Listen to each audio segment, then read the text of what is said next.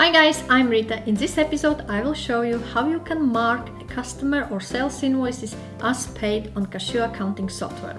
To mark invoices as paid, you will need to go to sidebar and go on section called Invoices. Click on Invoices, and from list of your invoices you need to select the one which you want to mark as paid. For example, invoice number 11. When you select this invoice, you will be presented with more options, and very last option is Pay Invoice. Click on Pay Invoice, and here you can enter details about this payment. Firstly, select the date. In my case I will keep 11th May. You can add a reference number if you use a referencing system. Amount, if it's partial payment, for example £100 out of 130, enter here. If this invoice been paid in full, tick on paid in full. So enter amount will change to 130.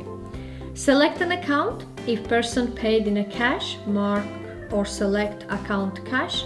I will select as bank. I received in my sterling pound account.